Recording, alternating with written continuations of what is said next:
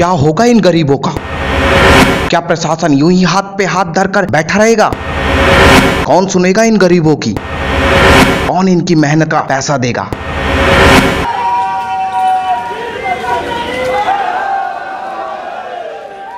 जंतर मंतर पर हजारों की तादाद में लोग जमा हुए और उनकी गुहार लगाते हुए एक ही नारा सुनाई दे रहा था।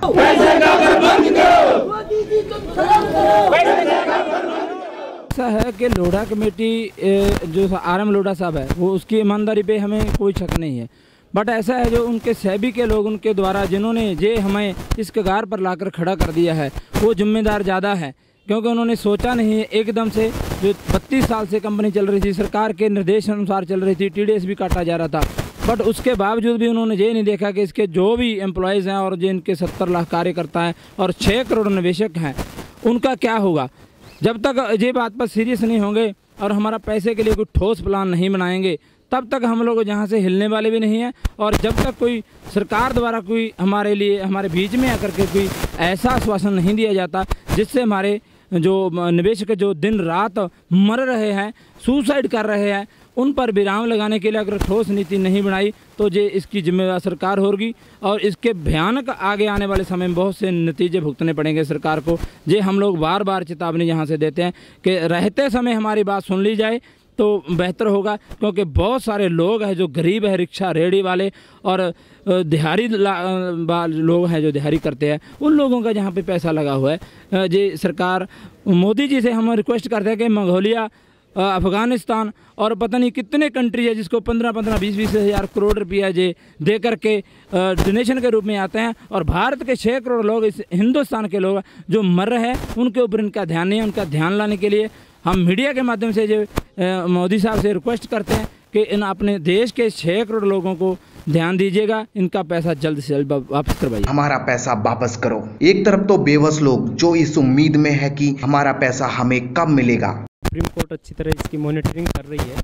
सुप्रीम कोर्ट से हमें जो रिलीफ मिलनी चाहिए थी वो मिल चुकी। 2 फरवरी 2016 को इन्वेस्टर के हक के लिए एक लोढ़ा कमेटी नियुक्त कर दी गई और उनको अपॉइंट ही इसलिए किया गया था कि आप टोटल प्रॉपर्टी को सेल आउट करके इनका पेमेंट दीजिए, और वो ऑर्डर जो है वो इम्प्लीमेंट नहीं हो रहा, उसमें सरकार का दोष है।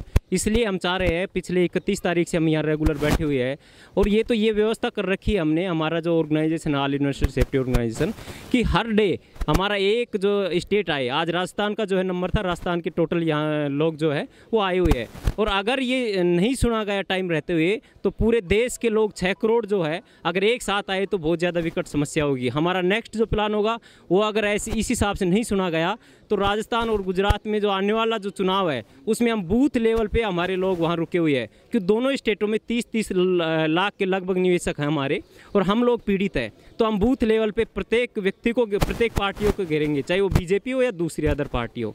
मगर दूसरी तरफ सियासत जिसमें उन मासूमों का पैसा फंस कर रह गया।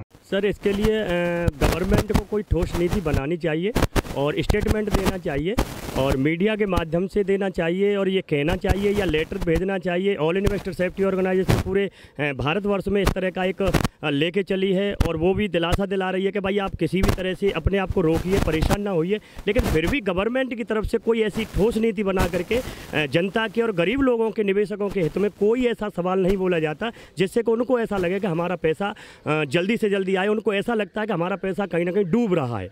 आपको हम बता दें कि किसी के घर में बूढ़े माँ बाप हैं तो किसी के घर में बच्चे भूखे हैं। आखिर प्रशासन इन बेसहारा लोगों की क्यों नहीं सुन रहा है? आखिर इन मासूमों से चाहता क्या है? अब घर घर मतलब ठोकरे खाने के लिए तैयार हूँ और अब मैं मोदी जी से मांग कर रहा हूँ कि ये हमारे हक का पैसा था जो हमने 30-35 साल से कंपनी में काम कर रहे थे, ईमानदारी से काम किया था, हमने कोई चोरी डकैती नहीं की, इसलिए हमारा हक का पैसा हमको दिलाया जाए। सेबी और जो भी कोई संस्था इसमें मतलब दोषी है उनको दंड दिया जाए और हमारा 10 लाख रुपया, और हम जो दर की ठोकरे खा रहे हैं, दिल्ली जयपुर जिसको जानते तक नहीं थे आज यहाँ रोते फिर रहे हैं, लेकिन हमारी कोई सुनने वाला यहाँ भी नहीं है। हमने तो सोचा था कि दिल्ली जाके हमारी तो मोदी जी सुन लेंगे, लेकिन यहाँ कोई 6 दिन हो गए, न तो खाना मिलता है न रोटी मिलती है और कोई सुनने वाले भी नहीं है। क्या इन्हें यूं ही तड़पते छोड़ दें? जो एक ना एक दिन ऐसा कदम उठा ले जो इंसानियत को शर्मसार कर दे। सल 24 टीम, दिल्ली।